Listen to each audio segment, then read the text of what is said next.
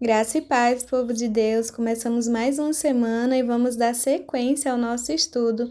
Semana passada nós paramos em Gênesis 2. Se você não assistiu os estudos da semana passada, pode voltar aqui os vídeos que vão ficar todos salvos e gravados aqui. E hoje nós vamos dar sequência com Gênesis 3. Então esse é o seu momento de parar esse vídeo, ler o texto de Gênesis 3 e depois continuar aqui comigo. E aproveita também, já curte aqui esse vídeo, já segue se você ainda não tiver inscrito, não deixa de compartilhar e também comentar para que a gente esteja interagindo aí nos comentários, ok? Então vamos lá?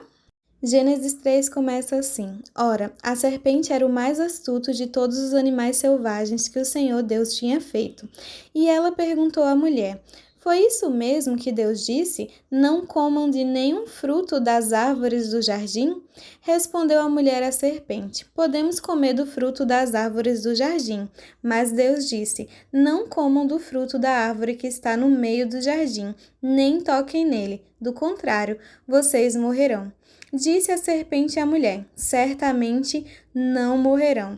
Deus sabe que no dia em que dele comerem, seus olhos se abrirão, e vocês, como Deus, serão conhecedores do bem e do mal. Então a gente já começa aqui tendo aí apresentado uma nova figura, um personagem novo que é a serpente. Aqui ele trata da serpente como o animal criado por Deus, mas no Novo Testamento a gente vai ver que essa serpente era Satanás. Então Satanás usando, do corpo desse animal para estar ali interagindo com a mulher. Somos levados aqui a compreender que ele era um animal muito astuto. O que é um animal astuto? Não é um animal sábio, mas um animal que sabe utilizar ali de meios, de argumentos para, nesse caso aqui da serpente, ser maldoso, fazer uma maldade, enganar. Então ele era muito esperto, muito astuto, tinha muitas estratégias para isso. E foi assim que ele enganou Eva, ou que ele induziu Eva ao pecado. Ele começa tentando ali dialogar com a mulher e fazendo questionamento, mas foi isso que Deus disse, não comam de nenhum fruto das árvores do jardim? E a mulher tenta respondê-lo, ensiná-lo ali, mas ela não usa as mesmas palavras de Deus. Vocês notaram que ela fala ali não comam do fruto da árvore que está no meio do jardim, nem toquem nele, do contrário, vocês morrerão. Mas na verdade não foi isso que Deus falou. Deus falou para não comer do fruto da árvore do conhecimento do bem e do mal, porque certamente eles morreriam se fizessem isso. Então a serpente compreendeu que Eva ela não estava bem enraizada na palavra, naquele decreto de Deus. Ela não só não falou como Deus tinha dito, mas ela também aumentou, porque ela disse que não podia nem tocar no fruto e Deus não fala a respeito disso. Então a serpente ela usa a mesma frase que Deus, mas ela adiciona só uma coisinha, um detalhezinho, ela adiciona o não. Então ela diz: certamente não morrerão. E aí ela vai e começa a enganar Eva, trazendo ali possíveis benefícios de se comer do fruto daquela árvore. Então ela vai dizer o quê? Olha, Deus sabe que. Então ela já coloca a palavra de Deus em xeque, como se ele tivesse mentido para Eva. Olha o que ele vai dizer aqui: no dia em que dele comerem, seus olhos se abrirão e vocês serão como Deus, serão conhecedores do bem e do mal. Ela vai, então, a serpente mistura verdades com mentiras, porque obviamente eles seriam conhecedores do bem e do mal, mas sim, eles morreriam. Seus olhos realmente foram abertos, como a gente vai ver mais para frente, quando eles comem do fruto, mas eles não se tornam como Deus. Então, ela começa a tentar trazer ali benefícios para que o desejo, a vontade de Eva comer daquele fruto seja despertado. Vamos seguir aqui.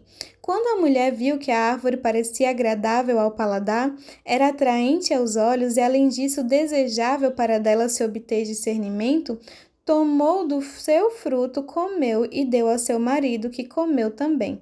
Os olhos dos dois se abriram e perceberam que estavam nus. Então juntaram folhas de figueira para cobrir-se. Olha aqui como é o engano. Ele atraiu o olhar de Eva para aquele fruto, fez com que ela acreditasse que Deus estava mentindo e desconfiasse da palavra de Deus, Então, quando ela olhou novamente para aquele fruto, a árvore, o fruto começou a parecer agradável ao paladar, ou seja, ela começou a ter o desejo de comer, de provar daquele fruto. Os olhos dela também cobiçaram, porque foi atraente, então começou a cobiça também dos olhos ali, e por fim ela desejou ter o discernimento, que era o que? Aquele conhecimento que estava proibido para ela. Ela quis ter aquele conhecimento. Nesse momento, então, ela come do fruto da árvore, ela dá para o Adão e eles percebem que estão nus. Então, a primeira morte que aconteceu no momento que eles comem do fruto é a morte moral, a morte daquela inocência que eles tinham, a pureza, né, de estarem nus ali, mas não terem a maldade um com o outro, acaba. Eles já começam a se enxergar nus, se escondem, tentam colocar vestes sobre si com folhas, e ali eles vão, então, começam a perceber que realmente aquele fruto mudou a natureza deles. Não mudou somente, né, a percepção, eles não só obtiveram conhecimento, a natureza deles mudou naquele momento. Então vamos seguir na leitura. O versículo 8. Ouvindo o homem e sua mulher os passos do Senhor Deus que andava pelo jardim quando soprava a brisa do dia, esconderam-se da presença do Senhor Deus entre as árvores do jardim. Mas o Senhor Deus chamou o homem, perguntando: Onde está você? E ele respondeu: Ouvi teus passos no jardim e fiquei com medo, porque estava nu. Por isso me escondi. E Deus perguntou: Quem lhe disse que você estava nu? Você comeu do fruto da árvore da qual lhe proibi comer? Então, olha que interessante. Deus descia todos os dias ali para estar junto com o ser humano, o homem e a mulher. Nesse dia, Deus já sabia, obviamente, Deus não foi pego de surpresa, ele sabia o que Adão e Eva tinham feito.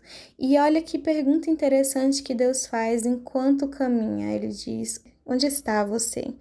Ou seja, naquele momento, o ser humano já estava perdido de Deus, porque ele estava se escondendo de Deus, fugindo da presença de Deus. Então, talvez antes aquela presença que ele ansiava estar junto mudou quando o pecado entrou, quando ele desobedeceu, ele resolveu se esconder de Deus.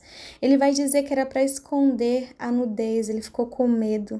Então, Deus, na sua amabilidade e paciência, começa a dialogar com o homem e com a mulher, mas você pode perceber que em nenhum momento eles confessam o seu pecado. Esse é um mal que está nas nossas vidas ainda hoje, né? Quando a gente peca diante de Deus e a gente já tem um conhecimento de Deus, muitas vezes nós nos escondemos, nós queremos nos esconder, quando deveríamos ir até o Senhor em arrependimento, confessando o nosso pecado, pedindo para sermos perdoados. Essa também deveria ter sido a ação de Adão e Eva. Eles deveriam ter buscado a Deus, pedido a Ele ajuda, ter dito o que tinha acontecido. Então sigamos agora no versículo 11. E Deus perguntou: Quem lhe disse que você estava nu? Você comeu do fruto da árvore da qual lhe proibi de comer? Disse o homem: Foi a mulher que me deste por companheira que me deu do fruto da árvore e eu comi. O Senhor Deus perguntou então à mulher: Que foi que você fez? Respondeu a mulher: A serpente me enganou e eu comi. Então o Senhor Deus declarou à serpente: Uma vez que você fez isso, maldita é você entre todos os rebanhos domésticos e entre todos os animais selvagens. Sobre o seu ventre você rastejará, e pó comerá todos os dias da sua vida. Porém, inimizade entre você e a mulher, entre a sua descendência e o descendente dela. Este lhe ferirá a cabeça, e você lhe ferirá o calcanhar. A mulher, ele declarou: Multiplicarei grandemente o seu sofrimento na gravidez. Com o sofrimento você dará à luz filhos. Seu desejo será para o seu marido, e ele a dominará. E ao homem declarou: Visto que você deu ouvidos à sua mulher e comeu do fruto da árvore da qual eu lhe ordenara que não comesse, maldita é a terra por sua causa. Com sofrimento você se alimentará dela todos os dias da sua vida. Ela lhe dará espinhos e ervas daninhas, e você terá que alimentar-se das plantas do campo. Com o suor do seu rosto você comerá o seu pão, até que volte à terra, visto que dela foi tirado, porque você é pó, e ao pó voltará. Então, mais uma vez, Deus dá a oportunidade deles confessarem o seu pecado. Mas o que acontece? um coloca a culpa no outro. E Adão ainda dá a sensação aqui de que ele tentou culpar Deus, porque ele diz, né, a mulher que o Senhor me deu foi quem me deu do fruto e eu comi. Enquanto a mulher, ela tenta colocar a culpa na serpente, mas já para a serpente, Deus não dá a opção de confissão. Olha que interessante, Deus já vai dando a sentença. E a serpente, ela é amaldiçoada, tanto o animal quanto o espiritual. No caso, quanto Satanás, eles recebem ali a mesma sentença. Mas a graça de Deus é tão abundante que a gente vai perceber aqui que mesmo dentro do castigo, né, da consequência do pecado e da desobediência deles, a graça de Deus pode ser vista também. No versículo 15 a gente vai ver, porém inimizade entre você e a mulher, entre a sua descendência e o descendente dela. Este lhe ferirá a cabeça e você lhe ferirá o calcanhar. Aqui Deus está dando o que os estudiosos chamam de proto-evangelho, ou seja, já a profecia de que viria um descendente da mulher, no caso Cristo, que seria ferido no calcanhar, mas feriria a cabeça da serpente. Então, olha como Deus é misericordioso, mesmo dentro de uma sentença ali, ele está também trazendo a sua graça. Aí aqui para a mulher, né, a gente vê a multiplicação das dores, né, e do sofrimento na gravidez, que com sofrimento dará à luz, então essa é uma consequência do pecado de Eva. O desejo para o marido, que ele vai dominá-la. A mulher ela foi criada para ser auxiliadora do seu marido, mas acaba sendo dominada por ele como uma consequência do pecado. O homem, a sentença do homem traz uma maldição sobre a terra e faz com que o trabalho, que foi uma bênção, foi algo que Deus instituiu para a humanidade, como algo bom, ele passa a ser algo que vai ser difícil, vai ser ardoroso, assim, ele vai ter que realmente sofrer para conseguir comer, para conseguir se alimentar. E, por fim, chega a sentença final, que é a sentença da morte, que é quando Deus diz no versículo 19: até que volte à terra, visto que dela foi tirado, porque você é pó, e ao pó voltará. Então, aquele que foi criado do pó, agora vai ter que retornar a ele quando a morte, a sua morte aí do corpo acontecer. E aí a gente vê então como foi que nós entramos nessa situação. A morte ela não foi imediata, então o homem não comeu do fruto e já caiu morto naquela árvore. A morte foi gradativa. Começando com a morte da pureza, eles começaram a se ver ali nus e trazer a maldade ao coração. Depois, a morte da comunhão, eles se afastaram, se esconderam de Deus. Logo em seguida, também a morte da moralidade, porque eles começaram a está ali acusando um ao outro em vez de confessar o seu pecado. Então você vê que a moralidade também morreu. A morte da natureza, então eles tinham a natureza santa, uma natureza que Deus tinha dado a eles de acordo com a sua imagem e semelhança. Então a gente vai vendo diversas mortes acontecendo, até culminar na morte total do ser humano. Agora vamos seguir no versículo 20. Adão deu à sua mulher o nome de Eva, pois ela seria mãe de toda a humanidade. O Senhor Deus fez roupas de pele com elas, vestiu Adão e sua mulher. Então olha como as coisas já mudaram. Antes da queda, quando Adão ele vê Eva, ele diz que ela será chamada mulher porque do homem foi tirada, ou seja, porque é parte de mim. Mas quando a queda acontece, ele já muda a sentença, ele muda o nome de Eva, de mulher, para Eva, pois ela seria mãe de toda a humanidade. Aqui a gente vê uma mudança de comportamento de Adão, no sentido de que agora ela não é parte de mim. Ela vai ser a mãe da humanidade, talvez um afastamento. Mas nós também percebemos que a graça de Deus, mais uma vez, é abundante sobre a vida deles, mesmo dentro da desobediência, porque Deus permitiu que eles tivessem descendentes, que eles gerassem, que a humanidade não fosse destruída ou finalizada, né? Deus permitiu que a raça humana continuasse sobre a terra. Aqui no versículo 22 vai dizer: então disse o Senhor Deus, agora o homem se tornou como um de nós, conhecendo o bem e o mal. Não se deve, pois, permitir que ele tome também do fruto da árvore da vida e o coma, e viva para sempre. Por isso o Senhor Deus o mandou embora do jardim do Éden, para cultivar o solo do qual fora tirado. Depois de expulsar o homem, colocou a leste do jardim do Éden querubins e uma espada flamejante que se movia, guardando o caminho para a árvore da vida. Então, uma vez que o homem estava habitando no jardim de comunhão, no jardim onde ele tinha tudo que ele precisava, que ele iria estar ali cultivando, zelando por tudo que Deus tinha dado a ele, agora que o homem havia comido do fruto proibido, ele era participante do mal, ele tinha escolhido ali, né, fazer algo que era mal aos olhos de Deus, a desobediência, mas também a mudança de mentalidade começou a acontecer ali imediatamente na vida deles, e eles começaram a optar pelo mal. Nesse sentido, então, Deus vai e faz o quê? Tira eles para que eles não comam da árvore da vida e aquilo se perpetue para sempre. Afinal, mais na frente, né, e assim como Deus falou no seu proto-evangelho, viria a redenção, viria a salvação. Então Deus não podia deixar que o mal continuasse, perpetuasse. Deus iria trazer a redenção da humanidade, algo que eles ainda não sabiam. Mas para isso eles precisariam ficar fora do jardim. As profecias a respeito do novo céu, da nova terra, da nova forma que iremos estar ali vivendo mostram a árvore da vida, mostram a humanidade tendo acesso novamente a esse fruto. Então, glória a Deus pela misericórdia dele, que, como diz a palavra, se renova todas as manhãs. Bom, gente, esse é um assunto bem extenso. Na verdade, eu tô falando aqui, tô dando uma introduçãozinha a vocês a respeito do capítulo 3 de Gênesis. Tem muitos ensinamentos que nós podemos tirar deles, muito mais do que o que a gente conversou agora, mas vamos recapitular um pouquinho, né? Então, a gente vê que a forma de Satanás usar para nos enganar é justamente fazer com que nós duvidemos da palavra de Deus e que pareça benéfico ir contra aquilo que Deus falou, se rebelar contra Deus. Parece benéfico quando vem de Satanás. Quando ele consegue nos fazer nos voltar para o pecado, para uma desobediência contra a palavra de Deus, ele começa a tornar aquilo atrativo.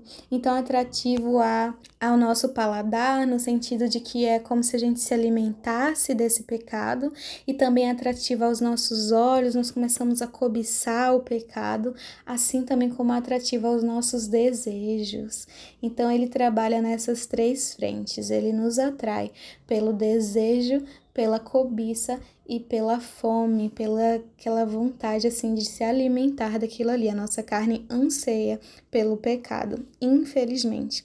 Nós, quando nos deixamos enganar por Satanás, nós não somos desculpáveis diante de Deus. Na verdade, somos indesculpáveis, porque eu não posso jogar a culpa no inimigo. Uma vez que Deus falou, né, aqui como ele falou para Eva, ele deu as instruções e Deus também fala conosco.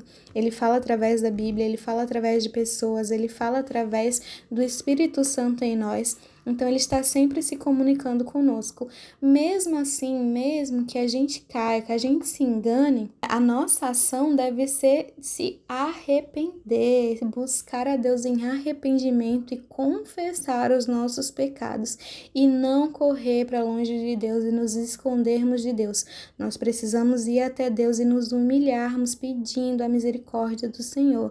Então, é necessário que quando nós tenhamos aquele pecado revelado nas nossas vidas, quando a gente compreender que a gente foi mal, que a gente desobedeceu, agiu errado com Deus, agiu na contramão daquilo que Deus instituiu, da vontade dele, então nós precisamos nos arrepender. Arrependimento não é de palavra, arrependimento é de ação, é uma decisão de não fazer aquilo de novo, de lutar contra aqueles desejos. Também vemos que todo pecado tem consequência. A consequência final do pecado é a morte, mas existem outras consequências dentro da nossa história. Adão e Eva tiveram a consequência da morte, mas também houve muitas outras consequências aqui dentro. Hoje a terra é maldita por causa desse ato deles. Olha que coisa, a terra foi amaldiçoada. Então, quando eles pecaram, eles geraram essas consequências além da morte. Nós também temos consequências que nós vamos viver aqui na vida por causa dos nossos pecados. Então, nós precisamos entender que todos os nossos nossos atos, eles têm consequências. Tanto os bons têm consequências boas para a gente nessa terra e na vindoura, quanto os maus têm consequências más para a gente nessa terra e na vindoura. Mas nós podemos enxergar aqui o amor, a misericórdia, a paciência e a graça de Deus sobre toda a humanidade, porque Deus não desistiu da humanidade. Antes de tudo isso acontecer, Ele já tinha provido um escape, Ele já tinha provido o cordeiro. Assim como um animalzinho precisou ser morto aqui para que o próprio Deus vestisse Adão e Eva, foram as primeiras vestes, Cristo também se sacrifica naquele madeiro para nos cobrir a nossa nudez diante de Deus, nos dá vestes limpas, vestes decentes, santificadas, para que nós possamos entrar na presença de Deus imaculados, de forma limpa. É isso que Jesus, é uma das coisas que Jesus vem fazer, e vem fazer por meio do seu sacrifício.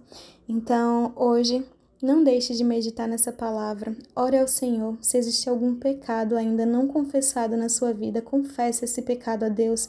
Se arrependa, peça perdão. Fique aí, prostre-se diante de Deus, para que Ele venha te ajudar, te auxiliar a vencer todos esses pecados. Não conseguimos sem Deus, mas não deixe de buscar a Deus. Não deixe de buscar ser reconciliado com Ele. Creia na graça da salvação, creia no amor, creia na misericórdia, creia em Deus, mas saiba que Ele é justo e que Ele vai fazer justiça. Então, não deixe de buscar viver uma vida reta e santificada na presença do Senhor. Amém? Então, que Deus te abençoe. Comenta aqui o que é que vocês acharam desse estudo, se você teve mais algum ensinamento, porque aqui é cheio de ensinamento, gente, sabe? Se você aprendeu algo a mais que eu não mencionei aqui, coloca nos comentários e vamos estar aí compartilhando, né, o conhecimento de Deus uns com os outros, amém? Seguimos amanhã, então, com o versículo 4. Espero vocês amanhã. Tchau, tchau!